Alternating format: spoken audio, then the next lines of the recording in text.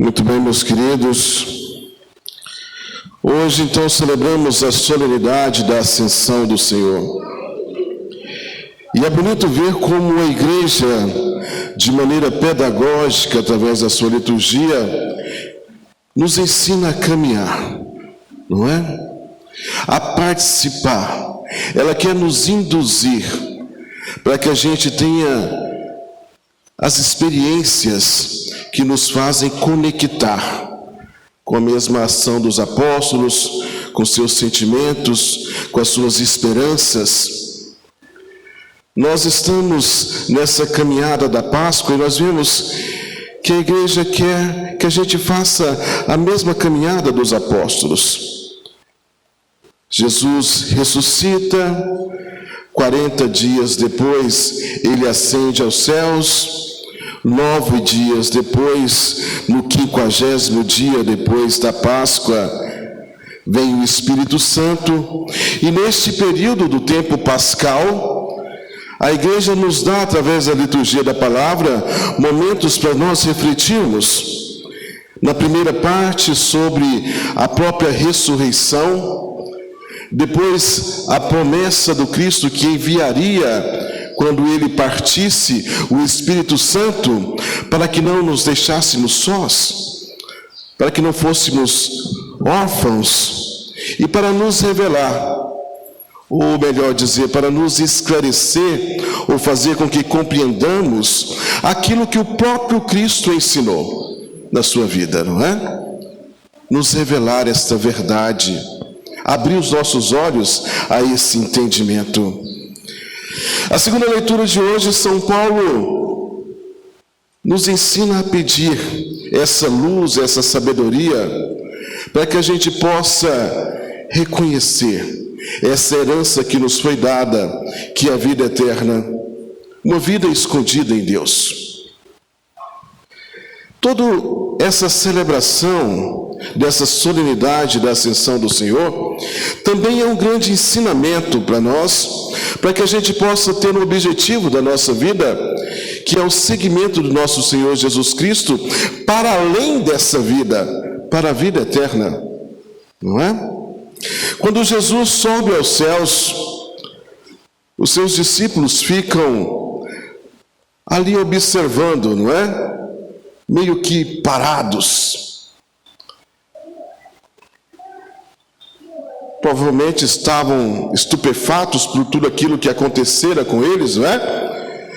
Certamente que é uma reação normal diante deste algo sobrenatural e incrível e maravilhoso, que é o Senhor subindo e elevando-se aos céus. Mas eles meio que paralisaram, não é? Sabe, meus queridos, o grande problema não é vislumbrar o potencial do céu.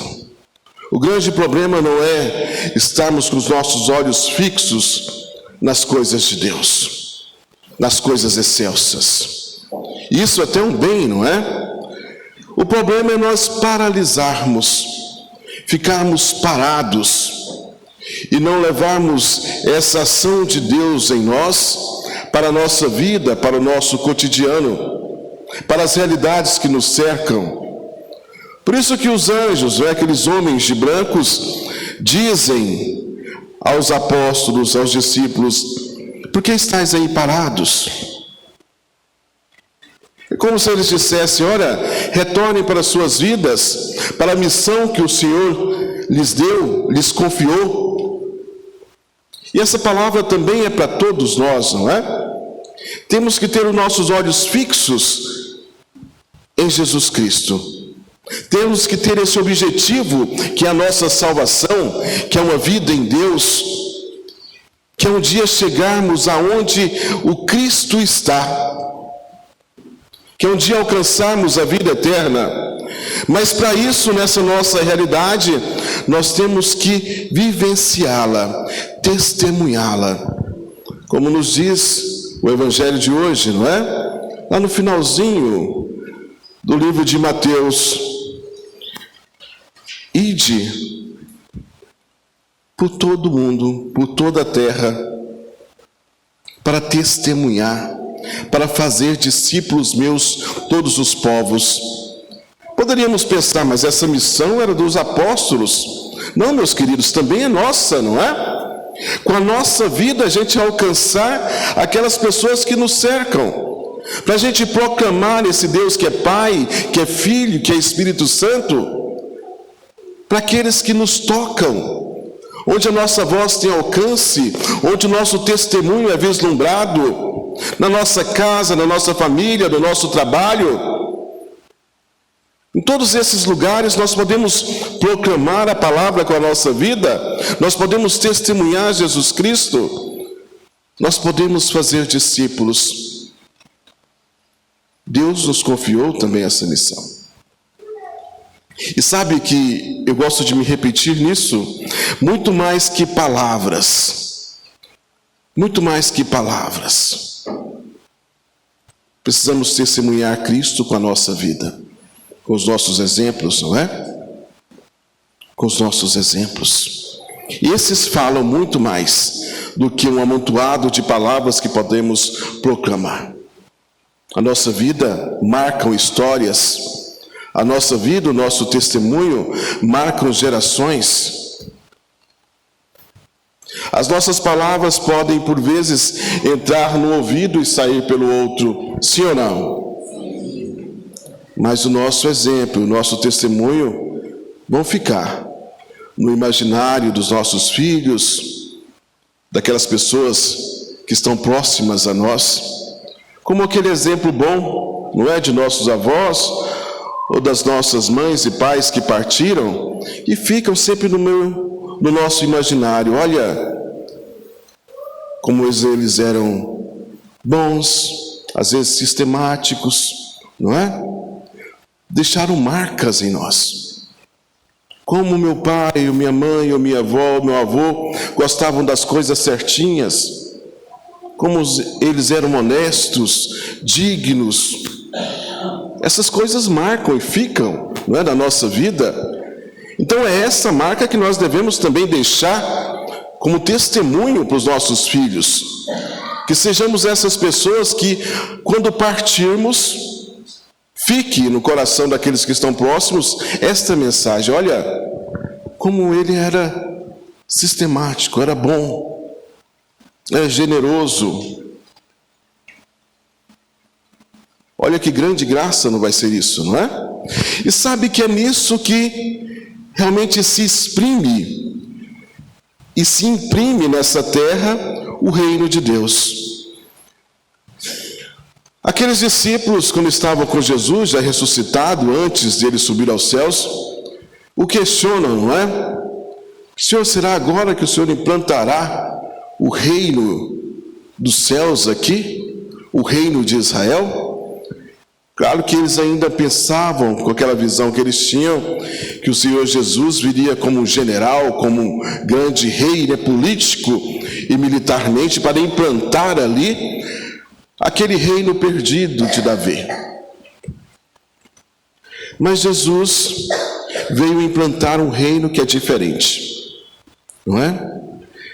Um reino que se inicia aqui, mas, meus queridos, não se enganem, ele nunca vai ser pleno aqui nessa terra. A plenitude é no reino dos céus, é junto do Pai. Mas ele se inicia aqui, nessas nossas ações. Quando nós fazemos o bem, quando nós ajudamos e partilhamos do que temos com o próximo, nós estamos instaurando, ajudando com os nossos tijolinhos a implantação do reino de Deus, que se configura entre nós, mas principalmente no nosso coração. O primeiro lugar que o reino de Deus tem que se instalar é em nós, em nossas vidas, não é?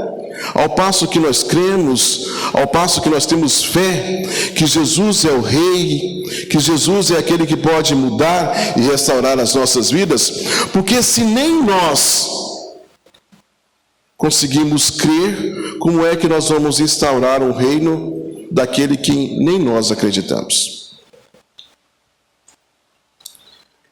E a partir desse movimento, nós vamos agregando fazendo com que este reino cresça. Sabe, quando eu digo que nesta terra e neste mundo nunca será pleno o reino de Deus, eu não quero que a gente perca a esperança, não é? Muito pelo contrário. O reino de Deus é esse ato de esperança que nós precisamos buscar e tentar implantar o máximo que nós pudermos aqui nesta terra, porque há muitas pessoas com sede e fome de Deus. Há muitas pessoas que precisam ser alcançadas, e às vezes isso passa também pelo material, não é? Há muitas pessoas que precisam dessa dignidade, que lhe faltam o mínimo para terem uma vida digna. Às vezes falta o pão, o vestuário, o trabalho, e nós devemos ajudar também nesses pontos, não é? Mas, meus queridos, sempre tendo em vista aquilo que Deus nos deu como herança, a vida eterna, não é? Agora, cabe a nós, ao voltarmos para as nossas casas, a gente ter essa certeza, que quando Jesus sobe, tendo Ele assumido a nossa humanidade, Ele leva conosco, Ele nos leva com Ele, não é? Para os céus, como primícia, e nos abre as portas do céu, para que um dia possamos segui-lo, para que um dia possamos estar juntos. Esse deve ser o objetivo da nossa vida, estarmos um dia face a face com Deus, E para isso nós vivemos bem a nossa caminhada, a nossa peregrinação aqui nessa terra, não é? Então vamos pensar sobre isso nessa semana. Vocês bem sabem que nós estamos também nessa novena, não é? Rumo a Pentecostes. O dia da ascensão do Senhor, se a gente contarmos os 40 dias, é celebrado na quinta-feira, não é? Nessa última quinta-feira. E da quinta-feira até o próximo domingo dão 9 dias. Aqui no Brasil e em alguns outros países, a Santa Sé autorizou que celebrássemos no domingo, porque não temos feriado na quinta-feira. Então, para melhor participação do povo de Deus, o dia da ascensão do Senhor é celebrado aqui no Brasil sempre no domingo, não é? Mas desde quinta-feira está acontecendo essa novena de Pentecostes, como uma preparação. E a igreja aqui de Goiânia acentua que nós devemos celebrar também a vigília de Pentecostes, não é? Para dar mais ênfase, não é? Para que a gente possa celebrar bem este tempo precioso da graça de Deus, para que o Espírito Santo possa ser entendido, vamos dizer assim, melhor por cada um de nós. Para que possamos, a partir do momento que nós entendemos a graça que é o envio do Espírito Santo sobre nós, nós possamos pedi-lo e deixar que ele atue em nossa vida, não é? Então vamos pedir, ouvindo as palavras de São Paulo, para que o Espírito Santo possa agir em nós, para que possamos aprender mais de Deus, essas verdades que foram reveladas a cada um de nós, para que possamos cada vez mais tomar posse dessa graça que é Cristo na nossa vida. Amém? Amém. Louvado seja nosso Senhor Jesus Cristo.